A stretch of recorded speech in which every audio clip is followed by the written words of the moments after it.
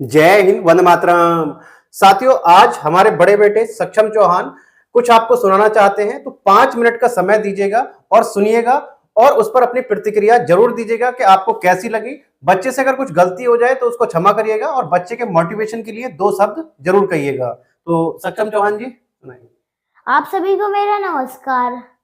आज मैं आप सभी को भगवद गीता की कुछ पंक्तियां सुनाना चाहता हूँ। तलवार धनुष और पैदल सैनिक कुरुक्षेत्र में खड़े हुए, रथ पिपासु महारथी दूजे सम्मुख अरे हुए, कई लाख सेना के सम्मुख पांडव 5 बिचारे थे। एक तरफ से अयोध्या तब समय के मारे थे। महासमझ की प्रतीक्षा में सारे ताक रहे थे जी, और स्वयं पालते रहे तो कैसा भाग रहे थे जी। रणभूमि के सभी नजारे देखने में कुछ खास लगे। माधव ने अर्जुन को देखा उदास लगे। कुरुक्षेत्र का महासमर से पल में तभी से डाला, 5 जन ने उठा के मुझसे किसने लगा बजा डाला।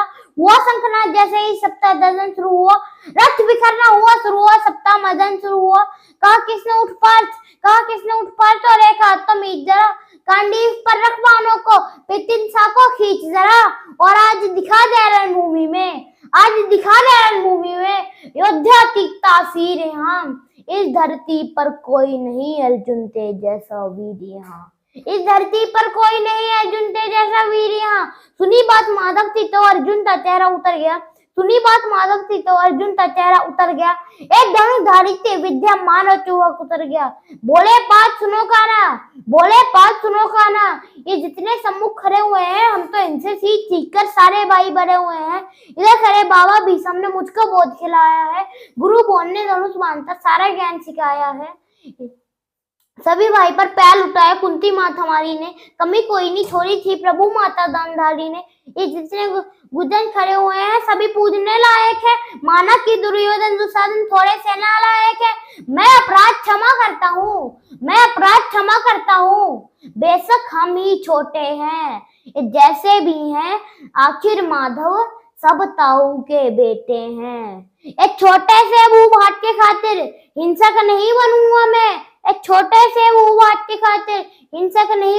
मैं, स्वयं त्याग कर अपने कुल का विध्वंसक नहीं बनूंगा मैं। खून सने हाथों को होता राजभोग अधिकार नहीं, परिवार मारकर गद्दी मिले तो सिंहासन स्वीकार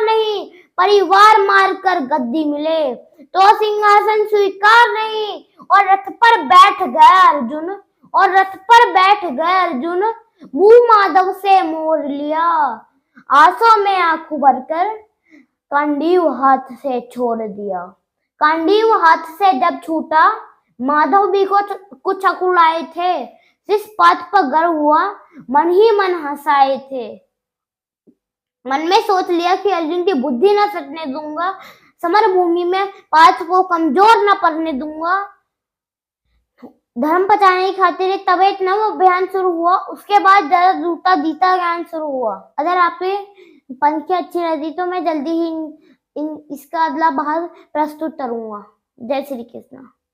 थैंक यू, सभी का बहुत बहुत धन्यवाद। तो एक बार बच्चे का हौसला बढ़ाने के लिए अपनी प्रतिक्रिया जरूर दीजिएगा। आपको पंक्तियां कैसी लगी और कुछ बच्चे से त्रुटि हुई हो तो उसको क्षमा कीजिएगा।